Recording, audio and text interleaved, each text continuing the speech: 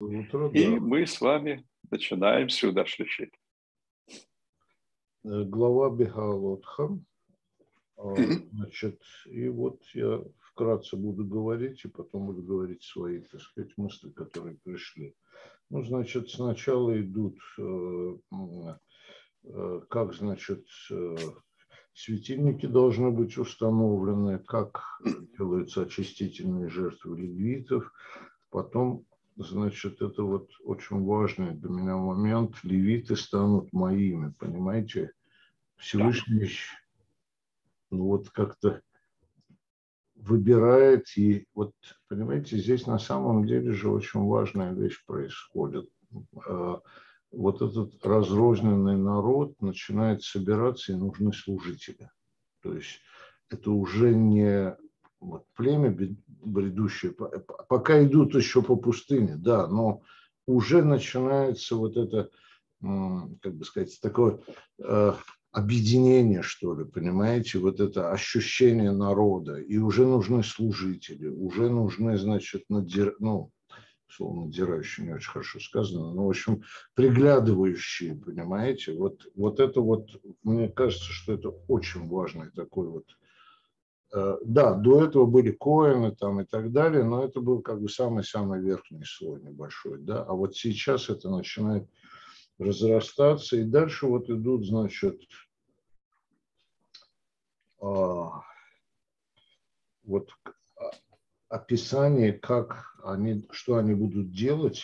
И вот дальше есть раздел, который, ну не раздел, а пасук, который меня очень, так сказать, вот так заставил подумать. Смотрите, пишется, левиты должны работать при шатре от 20 до 50, да, и далее могут помогать. В комментарии, значит, к Торе написано, что на самом деле еще 5 лет эти от 25 до 30 они еще были на вспомогательных работах и обучались, что надо делать. То есть смотрите, а дальше пишется, что от 50 выше они уже не работают, они только должны, значит, помогать, там могут помогать, даже не должны, а могут помогать. И это вот, понимаете, это первый сигнал на такую вот достойную старость, что ли, понимаете. То есть они при храме, но они уже не работают. Если хотят, могут помогать, но, значит, вот активно уже не участвуют. Это вообще, на мой взгляд, это первый сигнал такой вот, опять же, это, опять же, с моей точки зрения, это новое обустройство мира, понимаете, новый миропорядок. Но вот это вот для меня это очень важный такой сигнал. Вот, тогда, значит, ну, дальше, да, идем, значит, следующие пасуки, вот уже 9 глава, 1-4 пасуки говорят о пасхальной жертве.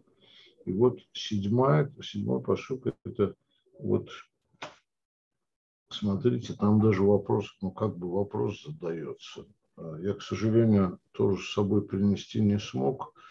Там, вот если человек не чист, да, от чего-то, он не должен приносить. И задается вопрос, а почему он не может приносить? Да? И вот здесь, мне кажется, понимаете, вот опять фундаментальная вещь, опять единение народа. Нельзя, так сказать, разъединять, что вот этот был нечист, а этот чист, этот принес, а этот остался как вот человек, ну, скажем, низшего сорта в стороне остался. И вот тогда дается что? Дается разрешение. Пусть приносят во второй месяц. Да? 20-й день второго месяца там, и так далее. Вот опять, 14-й. понимаете, простите? 14-й день второго месяца. Да, 14-й день. Да. А вот и дальше, смотрите, пасук 13. А если кто-то уклонится, то будет отторгнут от народа своего. Да. Вот это тоже опять, вот это направленность на единение народа. Вот. тоже интересный 14-й пасук, пришелец также приносит жертву. Вот это тоже для меня очень важно, понимаете? Опять же, системное такое устройство мира, понимаете? Не важно, что пришелец должен приносить. Ну, а потом начинаются, значит, это скиния и облако, 10 глава, значит, там про трубы. Тоже очень интересно. Значит, вот.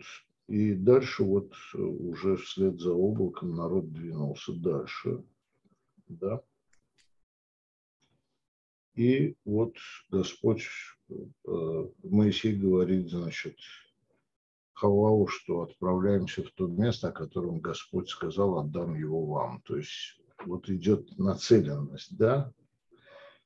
И Хавав говорил, в смысле Моисей говорил Хававу, и вот тут начинается опять, смотрите, сетование народа, и там удивительно, так сказать, вот эти слова появляются, значит, уже фиксирующие, кто есть кто. И смотрите, значит, когда Моисей, значит, говорит, опять жалуется Всевышнему, что зачем ты возложил на меня это бремя, и Всевышний говорит, сниму с тебя часть, так сказать, и распределю между 70 старейшинами, да, вот.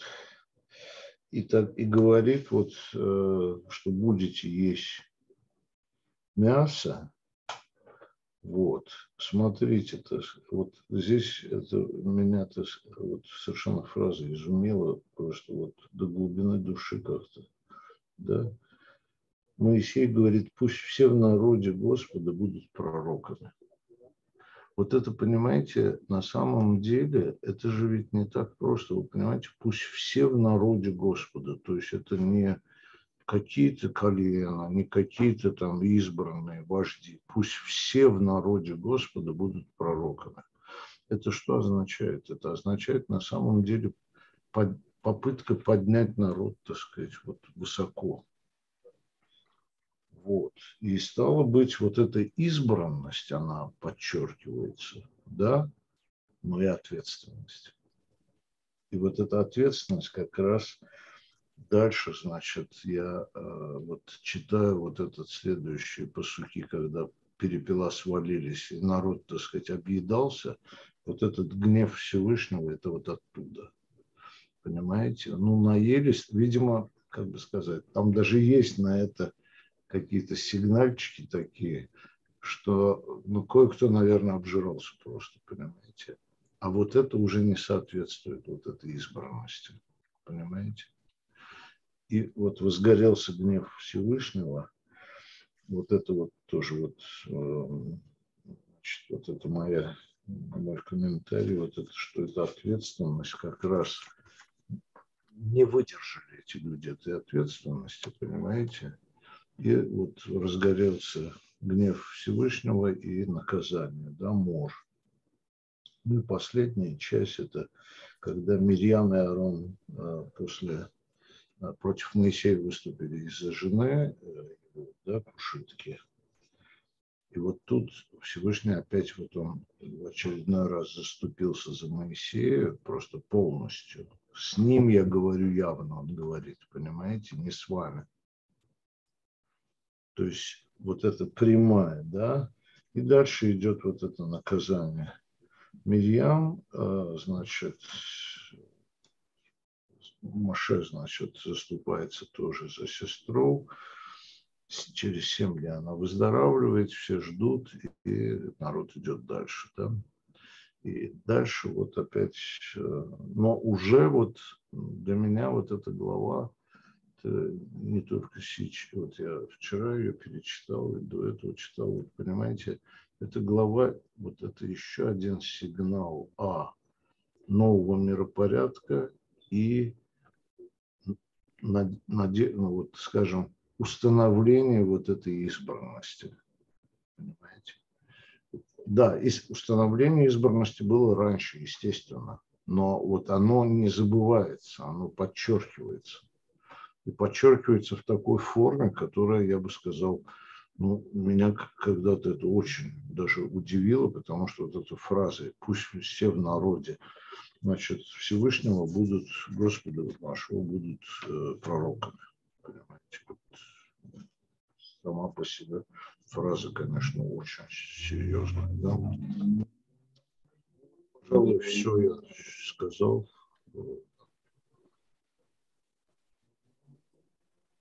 Понятно. Ну, в общем, да, утверждение, теперь уже утверждение избранности. То есть вот вы будете мне народом священников и царей, вот как надо будет, что внутри вас должно твориться. И пожелание такое, да, коль амы и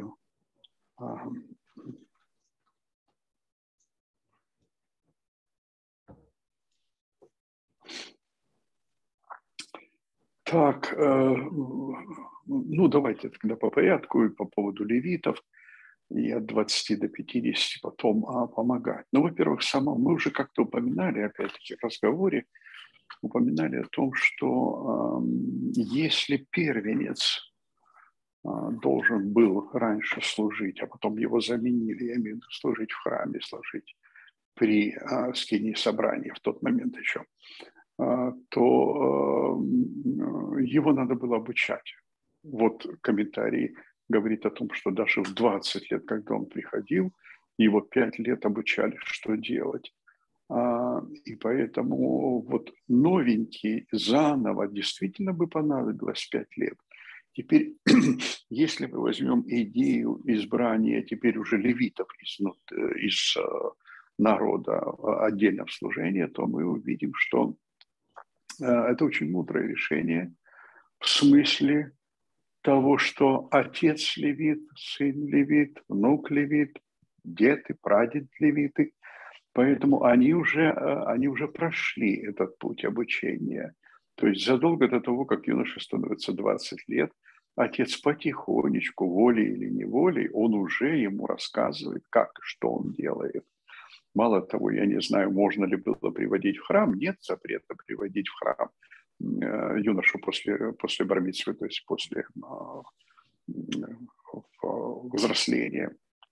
Поэтому юноша уже видел, мало того, он с детства левит, и он с детства на себя возлагает эту ответственность служения. Да, он не коэн, но он должен знать вот маленькие хитрости, маленькие тонкости.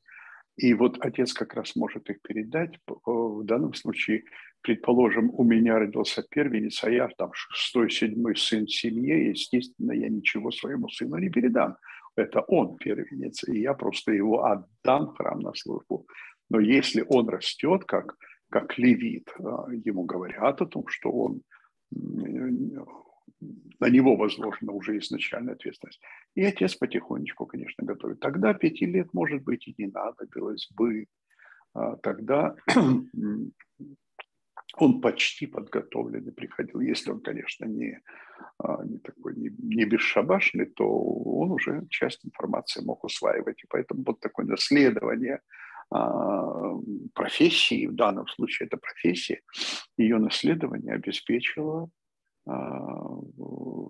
знания, тонкости. Мало того, отец всегда мог помочь любому из сыновей, потому что не обязательно первый, а вот всем он помогал, подрастает, опять учит, помогает. И к нему можно было прийти, к отцу можно было прийти. Да, предположим, ему уже за 50, он уже не служит.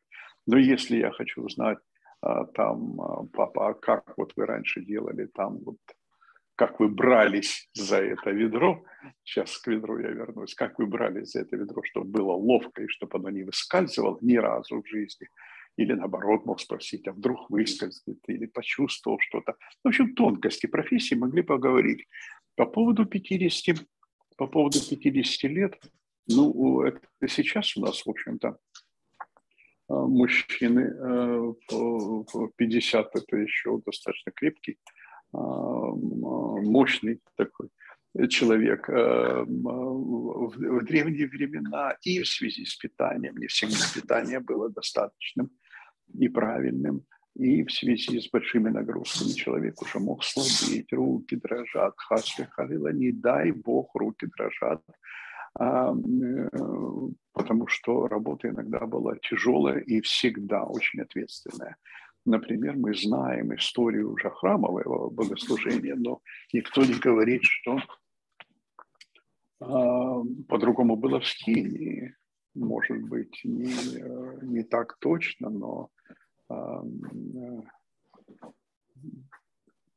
похоже наверняка было. Ребят, ну это была тяжелая работа, вообще говоря. То есть, это Скинию надо было переносить, там все эти внутренние предметы, это надо было переносить и так далее, защищать, там, не дай бог упадет или что-то. Это была тяжелая адская работа. Я с вами совершенно согласен, что вот это 50 лет, это для нас сегодня мы, что называется, молодые люди, да, 50. А тогда средний возраст какой был? Можно, наверное, посчитать и понять. Ну, да. 50 лет это уже были, в общем-то, такие серьезные старые люди. Ну, в общем-то, да. И если представить себе даже не только переносить, упаковывать, это же огромные холсты, Да. тканевые, кожаные, большие площади. Это одна история. Ну вот я говорю о непосредственной, это еще переноска, само собой, она была довольно часто упоминается о том, что могла день простоять всего скини, а ну-ка ее разобрать, а ну-ка ее собрать. Она всего ночь простояла там или 3 дня, и это опять, и опять, и опять. Да. Ну и само служение. Почему я говорю о ведрах? Почему я говорю о ведрах? Потому что когда разделывали животных, сливали обязательно кровь, и кровь можно было вылить только под стенку жертвенника. И у нас есть описание о том, что ведра конические были, чтобы нельзя было поставить и забыть ведро на землю. Это вот как мы-то с вами это помним по пожарным щитам. Конические ведра, вот это и есть яркий пример того, какими были ведра в храме, вот такими, как у нас на пожарных щитах. И представьте себе человека, который бегом, очень быстро надо было передавать из рук в руки, то есть с ведрами не бегали, не дай бог споткнешься. Я говорю о деталях профессии, да. Не дай бог споткнешься, упадешь и ведра прольются. Нет, передавали из рук в руки. Один левит передавал другому, один левит другому и так далее, пока не попадало к жертвеннику, и там выливали возле стенки жертвенника. И просто поднять ведро, ну, предположим, 10 литров, это, так сказать, это 10 килограмм, да еще быстро, да еще и не осторожно. То есть человек после 50, конечно, уже немножечко не та реакция могла быть, и опять-таки сила в руках уже могла быть не той. Мы с вами это знаем еще по рассказам о рыцарях, когда уже рука меч не могла поднимать, и юноши вступали в бой. Вот так и здесь. То есть нужна была физическая сила после 50. Все-таки чуть-чуть, мало ли. Это не значит, что все слабели.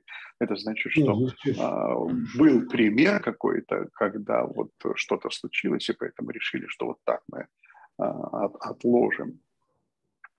И по поводу достойной старости, это тоже очень правильно, потому что левиты оставались на пособии.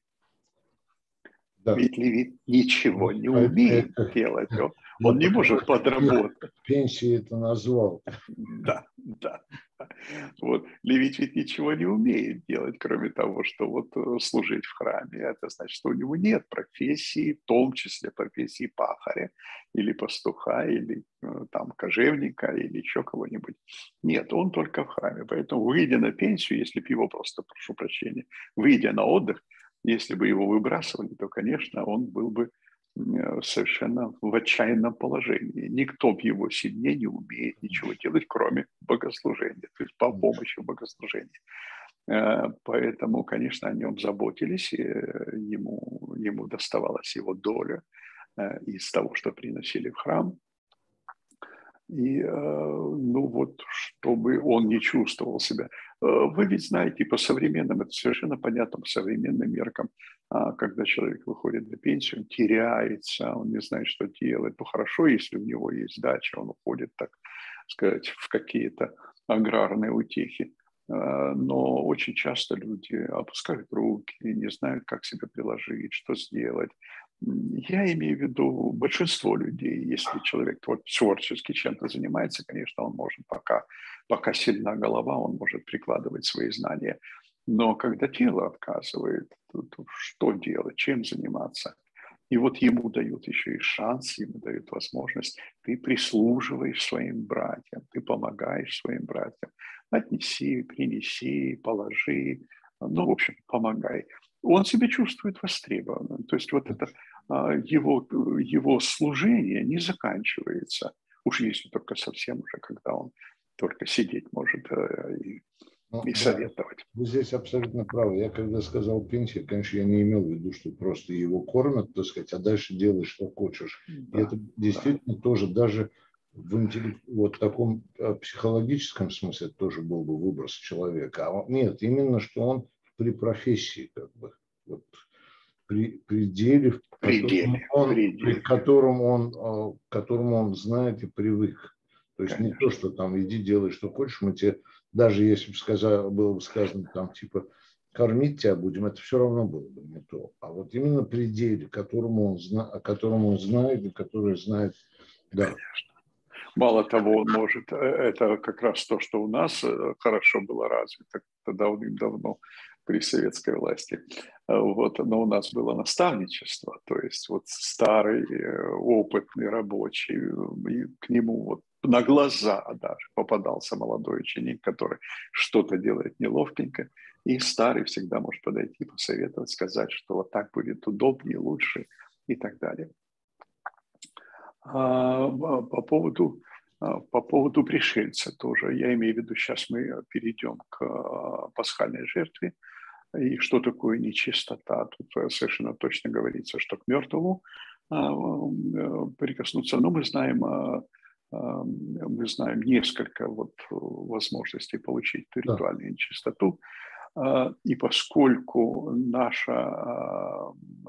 мы всегда ведь с большим уважением относимся к седеру, потому что мы называем, очень точно называем ее формулировку, что это сакральная трапеза.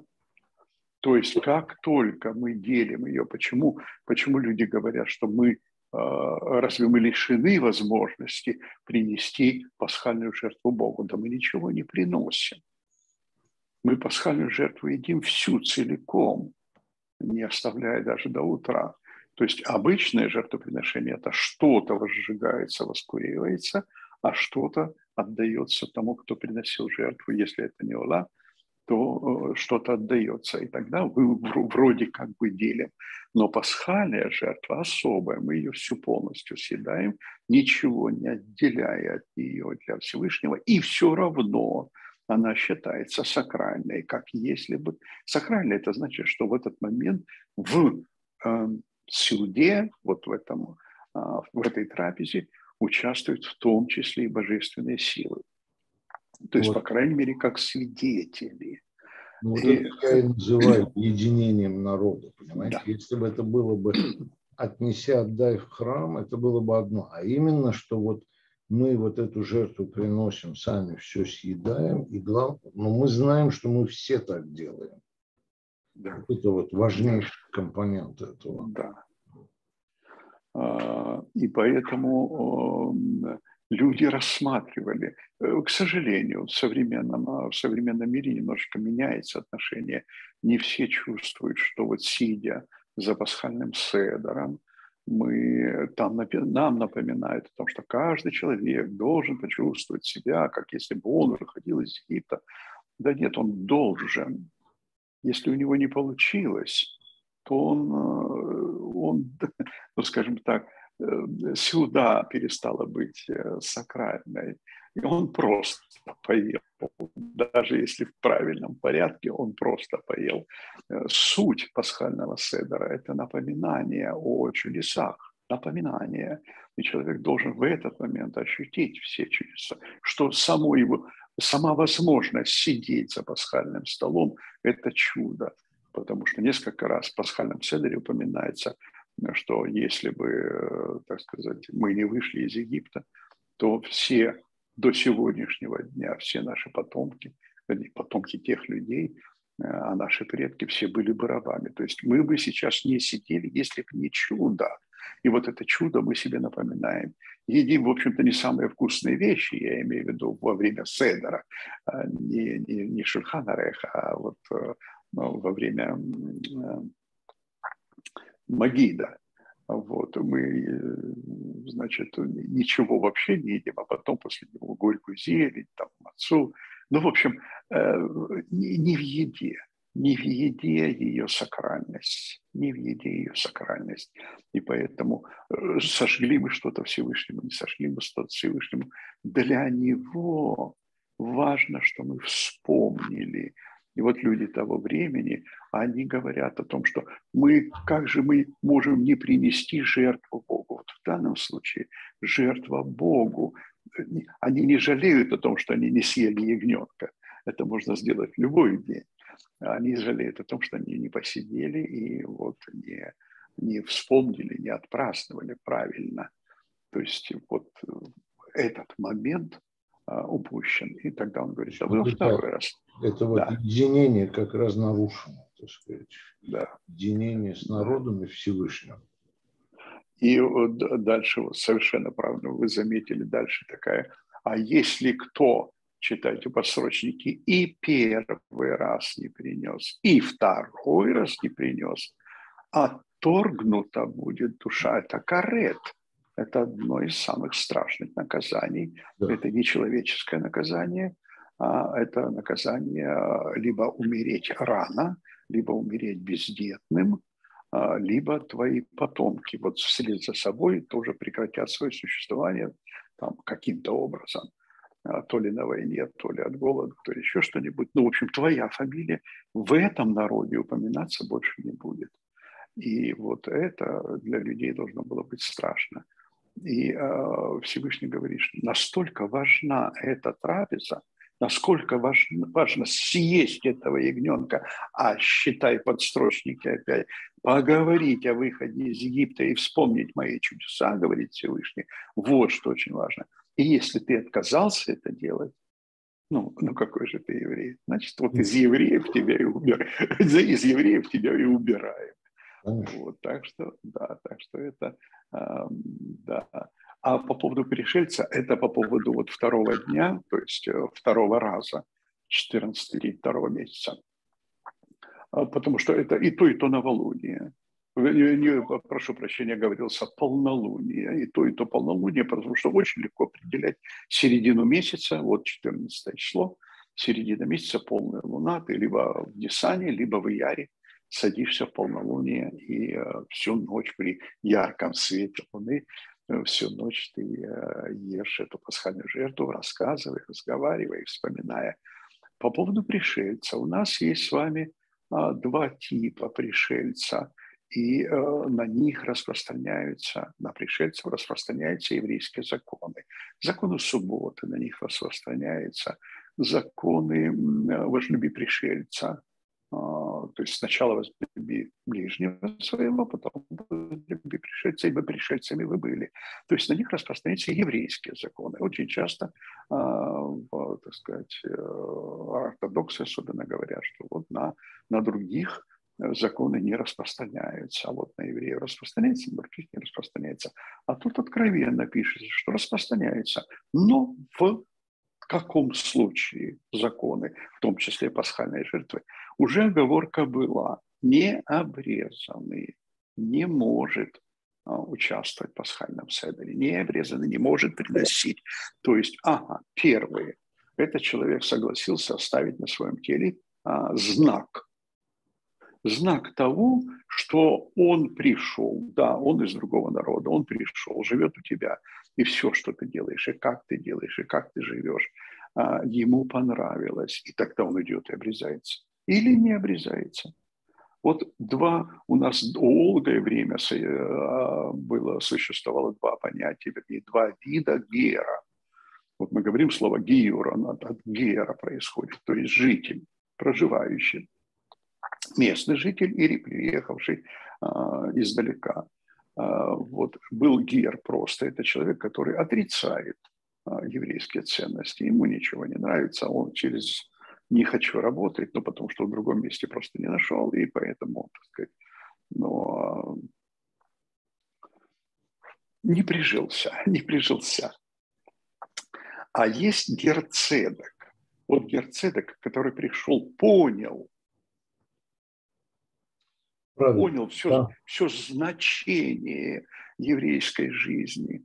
И в кашрут понял, что это это очень важно. И Бога понял, уважать стал, и Тору принял, законы, что они справедливые. Вот то, о чем мы говорим, что это сплочение народа, справедливость. Люди, когда видят это, не во всех ведь народах, не у всех народов так бывает. Мне жаловался один человек, так сказать, в Англии. Он жаловался, хорошо, он узнал, что мы евреи. И он говорит, вам хорошо, вы друг друга держитесь. А меня тут выбросили одного. Я еле барахтаюсь с этим магазином. Ничего не могу сделать, перебиваюсь там. Только хватает, что найду одежду. Ну, в общем, жаловался и немножечко завидовал. Вы, евреи, друг за друга держитесь. Да вот и держимся, потому что изначально это то, что вы говорите. Нам изначально сказано, садитесь за пасхальный стол. И мы тысячелетиями садимся и вспоминаем нашу историю. Тысячелетиями. А если у нас общая история? Ну, так мы же братья. Поэтому мы все принадлежим к этому. И у нас очень много законов, очень много ритуалов, которые на сплочение назначены. Например, мы с вами знаем, это миньян, что у нас многие события обыкновенного жизненного цикла, будь то обрезание, бар-мицва, хупа, похороны, не важно. Но это то, что происходит с каждым человеком. У нас завязано на миньяне. Нам нужно найти 10. Это же я должен заранее знать, где живут 10 евреев в моем городе, чтобы когда мне пришлось, чтобы я не выбежал на улицу и не кричал, ребята, помогите, у меня тут событие хорошее или не очень хорошее в жизни случилось. У нас миньян обязательно. Значит, я заранее приезжаю. Одна история была. Приезжаю в Инвернес. Это столица вот этого лохнесского ареала вокруг озера. Вот есть такая крупный городочек, по их меркам, крупный городочек Инвернес. Разговариваем на заднем сиденье, сидим в машине, разговариваем, и по нашим оговоркам водитель понимает, что мы евреи. Он говорит, а вы откуда? Вот учимся здесь, вот мы из России, но вот а на кого? Да вот мы раввинами будем. Он говорит, да, а нас здесь 8. Какая прелесть. Вот он ведет машину и выдохнул это. А нас здесь 8. Он знает каждого еврея. И он только что проплакал, он мне пожаловался. Почему? Они не могут читать Тору, они не могут, у них миньяна нет. И поэтому вот если... И тут же это и жалоба, что миньяна нет. И тут же предложение. Слушай, ну приходи на шаббат, ну у нас же миньян будет, вас же 3. Так что я просто говорю о том, что пришелец, который понял ценность, привязался к этому, он герцедек, он праведный пришелец, и этому пришельцу вменяется, как еврею, вменяется посидеть за пасхальным столом, потому что он уже обрезался и уже живет по-еврейски. Имеется в виду, что человек, вот то, что называется, я уже повторяюсь, прижился, то есть вот он проживающий, это живущий, как ты. Да, Не вот просто здесь, когда я имел в виду пришельцев, конечно, я не имел в виду, кого попало, потому что это было бы, наоборот, плохо. То есть человек, который не разделяет взглядов, не чувствует себя сопричастным и так далее, делал бы вид, что он там делает, ну, приносит эту жертву, участвует в этом обеде пасхальном, это было бы неправильно. Конечно, имеется в виду пришельцы, правильно, Да, пришельцы. да. Понимающий Да, ценность. Да. да, да, да, да. По поводу трубных звуков, у нас мы сейчас трубы не используем, это храмовая служба, предполагает серебряные трубы. А вот мы сейчас пользуемся шафаром, но так или иначе слова, которые тут рассказываются о трубах, слова мы употребляем. Это ткия, там написано токе, когда ты будешь трубить, Да. просто трубить. Вот. Но когда ты будешь трубить трубным звуком, и там слово труа, то есть прерывистые короткие звуки, и очень часто там написано, когда будешь на войну выходить, вот труби прерывистыми звуками. То есть прерывистые короткие – это тревожные звуки. Если в две трубы, все приходят, если в одну трубу только старейшины. Но это ткия, это длинные, спокойные звуки. Мы говорили о том, что, скорее всего, это что-то положительное по делу, но положительное. И чаще всего, может быть, в две трубы трубили перед началом праздника. То есть это было приглашение. А вот труа, да, труа – это опасность. Пожар или дальше. А это мы используем, кроме как на Йом-Кипур, вот эти детали, вот эти различные типы и так далее. Дело в том, что... Я просто не знаю, может быть, в Израиле используют где-то или нет. В некоторых местах все равно используют для того, чтобы подать сигнал, но мир-то изменился. Раньше, скорее всего, еще до Средневековья, скорее всего, все-таки пользовались для того, чтобы предупреждать. Это не праздничное. Мы на праздник просто искали, какие звуки может издавать шафар, и вот наши уже мудрецы, потому что как именно трубить в шафар в Торе не написано. Написано это день трубных звуков или день памяти о трубных звуках. Поэтому мудрецы уже посидели, посмотрели. Вот есть такой вид, и добавили туда шваим. Значит, тоже, видимо, какой-то имел обычай какой-то был, что можно было 3 звука издавать. Но, в принципе, у нас нет запрещающей галахи пользоваться шафаром в течение года. В принципе, можно приглашать гостей. Вот когда у нас большие мероприятия, посвященные там бар-мицве или абшер-миш, или обрезание делать. И если, чтобы не кричать на всю синагогу, ребятушки, давайте начинаем, вот, я иногда могу взять шафар и продуть, все понятно, тут же моментально. Вот так, это уже привычка. Когда шафар звучит, нужно внимание. Когда вы помните, мы когда делали Хануку, большую Хануку в цирке делали, я тоже протрубил шафар и сказал, я сказал, что этот праздник не связан с шафаром. Шафар я просто использовал для того, чтобы привлечь ваше внимание и пригласить к празднику. Я трубил только ткия. Вот. Ну, это не обязательно. Я говорю, мир изменился, мы сейчас можем по-разному. Там музыку какую-нибудь включить, там, я не знаю. В общем, что-то по-другому сделать. Но можно использовать и трубные звуки. Нет никаких, так сказать, нет никаких ограничений. Можно использовать шафар в том числе просто для пользы. И вы еще упомянули о том, что в разговоре с Ховавом Моше говорит, что мы идем в землю, которая обещана. Мы как-то говорили, обсуждая предыдущие недельные главы, мы говорили о том, что мы идем, выйдя из Египта, мы идем к горе Синай, и вот каково пытались проникнуть в психологию того человека, каково это рабу, то есть не знающему, как быть самостоятельным, не знающему, что нужно, что можно делать. Не только нужно, но можно.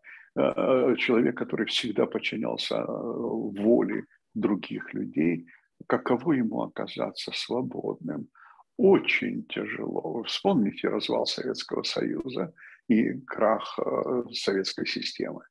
Сколько людей оказались в растерянности. Некоторые такие смелые мальчишки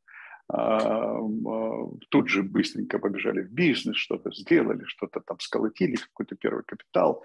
Но это были единицы.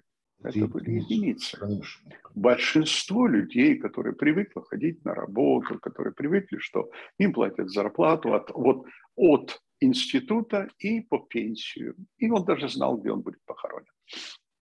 То есть все было предсказуемо. И вдруг ему говорят, делай, что хочешь. А я не знаю, что я хочу. Я не знаю, что я могу. Я никогда ничего, вот кроме этого, то, что мне давали делать, я никогда не делал. И, конечно, люди в то время были растеряны. И вот они ведут себя, и в этой главе они ведут себя как растерянные люди, боящиеся, робкие еще не. И вот Синайское откровение, мы говорили, что вот тогда, стоя у горы Синай, мы шли к этой горе, потому что Моше сказал там, ну то есть это в подстрочнике, вот мы идем туда, потому что Моше единственное, что знал, что Бог сказал, я на этой горе явлюсь людям. И вот они идут не просто за Моше, они идут за инструкциями, они привыкли к инструкциям. И вот разница между рабской инструкцией, это ты работаешь на дядю, а эта инструкция, ты работаешь на себя. Тора – это как работать на себя. Потому что если ты не будешь этого делать, ты останешься живых и будешь здоров. Позаботься о себе. Я даю тебе законы, чтобы ты с ним жил, с этими законами. Жил. Это законы этой жизни. И вот впервые мы получаем эту инструкцию. Мы еще не знаем, как точно ее пользоваться, мы только привыкаем. Но, по крайней мере, уже понятно, как нужно жить. Уже понятно. Моше рассказывает, мы качаем головой, соглашаемся, да, это будет не так просто, но все-таки, и вот мы уже знаем как. А теперь нужно целеполагание. И вот Моше говорит, вот отсюда мы идем туда, в землю, которую нам обещали. А это уже, а как идем? Ага, используя эти законы и воплощая их в жизнь. Куда идем? Вот туда, где будем потом осядем и будем там жить. Вот уже когда... Вот самое трудное это принять решение. Но когда ты его уже принял, дальше все задачи, дальше все легко. Конкретная, да. так сказать, реализация. Да. И вот я, Ребе, хочу обратить ваше внимание вот на то, что я сказал по поводу, когда Моисей говорит, это пасук 29 главы 11, значит, пусть все в народе Господа будут пророками, дабы возложил Господь на них божественный дух. Это вот то, что я сказал, что это вот избранность и ответственность вот дальше, понимаете? Это вот для меня это вот, я когда это впервые, давным-давно прочел, вот это меня как-то очень проняло, так сказать, вот не левиты, не коины, не какие-то совсем избранные там, я и Аарон, допустим, нет. Пусть все в народе Господа будут пророками, дабы возложил Господь на них божественный дух. Вот это, конечно, это такое очень мощное. Это я Тору Павлу цитирую. Да. Там немножко сложный перевод, потому что можно сказать и «о, если бы», или «пусть будет дано», потому что написано на иврите «уми и тен», кто даст или кто дал бы всему народу быть Навиим Адонай или Адонай Навиим. или Бога пророчествовать. Вот так скорее можно было перевод дать. Кто даст для всего народа Бога пророчествовать или переводить слова Бога в этот мир? Кто дал бы? Или вот если бы это было дано, вот что-то такое, какой-то Но все перевод. равно контекст все равно тот же, что всему народу, не конкретно мне и Аарону, не конкретно коинам, а всем. Контекст все равно остается, так сказать. И это вообще великое дело, так сказать. Это и тот текст. В том-то и дело, что у нас начинается все с одного человека. У нас начинается все с Авраама.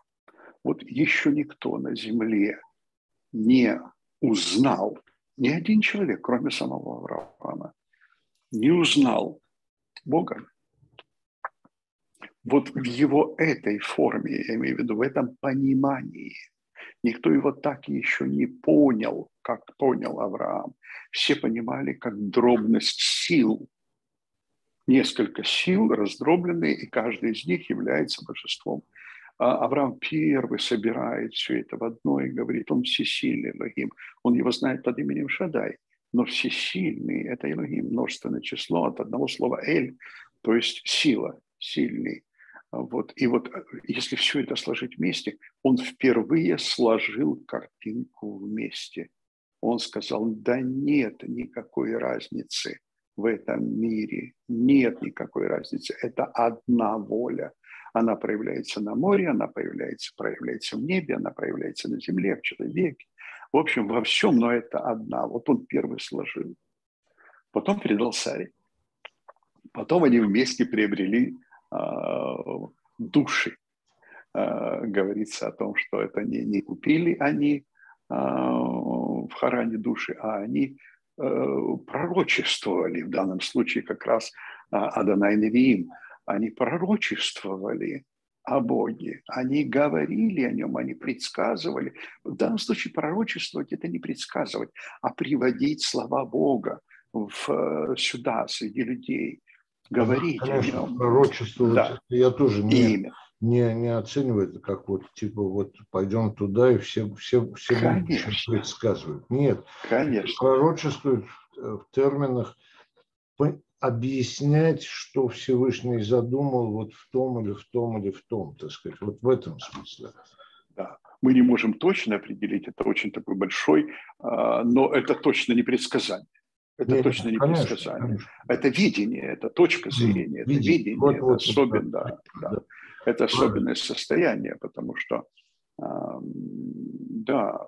Но видение это и есть, на самом деле, на мой взгляд, это и есть богоизбранность, так сказать. Вот если народ имеет видение, а для того, чтобы иметь видение, вот начинается дальше это. Не может человек, который, условно говоря, безбашенный, там, учиться не хочет, думать не хочет и так далее, вот пророчествовать, вот, иметь видение. Да. И вот получается, сейчас 2 секундочки еще. Мы когда спустились в Египет, недаром наши мудрецы говорят, что мы опустились на 49-й уровень нечистоты. Неважно, какой именно по счету, но дело в том, что вот в этом затишье, не имея пророка и сами не пророчествовали, неведения не было никакого. И Моше открывает, идемте, Бог Авраама, Ицхака и Якова зовет вас. Он обещал про отца вашим, то есть он им открывает глаза. И опять начинается с одного человека. Моше видит, он пророк, он лучший, высочайший из пророков, но это не значит, что он единственный может видеть. Это не значит, что он единственный может видеть. 70 человек, которых он призвал, эти 70 человек стали видеть вот цель, пользу, необходимость исполнения, правильность, истинность этих законов. Для них это открылось. Теперь я понимаю, да. И вот это пророчество. Пойдемте вместе, потому что надо. Вот это уже пророчество. Пойдемте вместе. У них в голове складывается образ, картинка правильная. понимание, и они могут уже других, ну, скажем так, вот то, что заряжать своим энтузиазмом, своим видением. И вот эти двое там, Эльдат и Медат, пророчествуют, и тоже вот они как-то увидели. Это дается, это дар большой увидеть, потому что в повседневности мы часто просто забываем о том, что нужно время от времени посвящать наши мысли, время, усилия надо посвящать тому, чтобы попытаться все-таки вскрыть эту скорлупу повседневной жизни, чтобы увидеть суть, зачем мы это все делаем. Ребят, Вот.